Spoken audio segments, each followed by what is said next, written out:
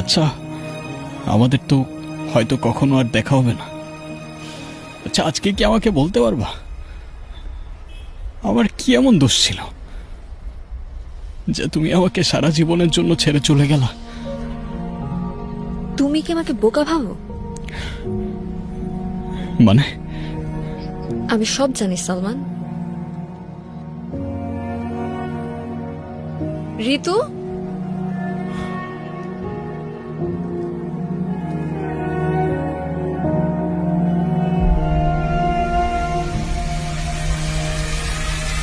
মা হসপিটালে ভর্তি, ওনার চিকিৎসাটাও হচ্ছে না। তুমি কেন করছো এটা? আরে আরে আমি সত্যি কিছু জানি না। আমি বাবার সাথে কথা বলতেছি, ঠিক আছে? তুমি টেনশন করো না। সব মিথ্যা কথা। ও কোনোদিন তোকে ভালোই বাসিনি। কি বলতেছিস তুই? সালমানকে আমি ভালো করেছি, ও আমার বাবার বন্ধু ছিল।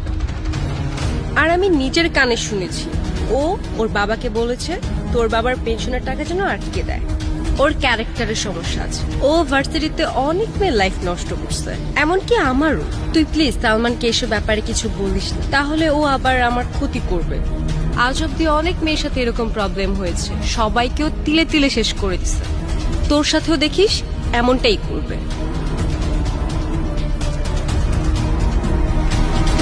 এদিন ঋতু না থাকলে হয়তো তোমার বিষয়ে আমি কখনোই জানতে পারতাম না। তাহলে ঋতু তোমাকে এসব বলেছে?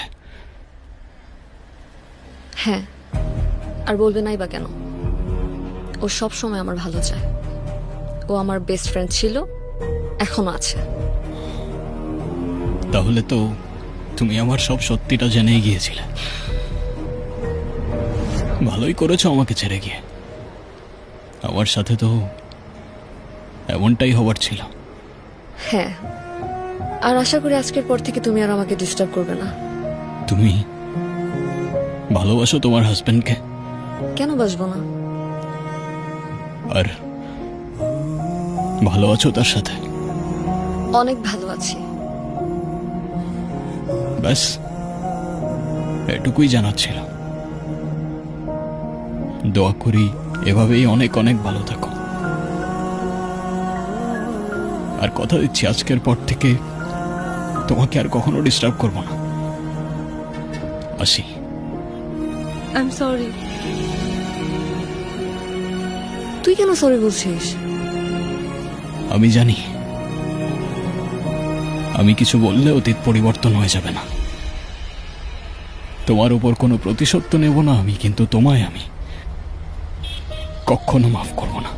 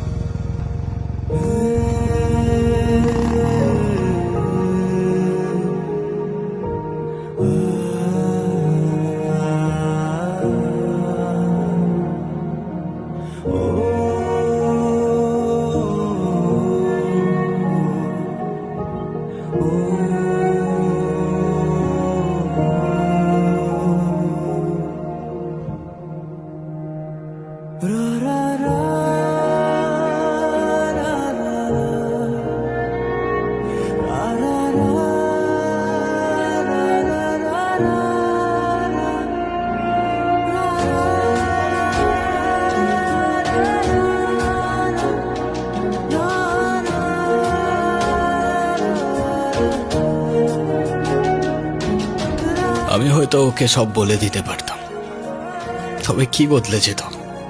না তো আমি ওর জীবনে ফিরে যেতে পারতাম, আর না ওর জীবনটা আরো সুন্দর করতে পারতাম। বরং নষ্ট হতো ওর বন্ধুত্ব, বাকি জীবনটা কষ্টে পার করত, আফসোসে পার করত। প্রত্যেকটা মানুষই তো কারো না কারো গল্পের ভিলেন হয়ে থাকে। আমি না হয় ওর গল্পের হয়ে থাকলাম, কারণ ছোট্ট জীবনে এক মানুষ এসে সবকিছু বদলে দেয়। তবে সময়ের সাথে বদলে যায় ভালোবাসা, সম্পর্ক, অনুভূতি। শুধু মনে থেকে যায় ক্ষণিকের খুনসুটি।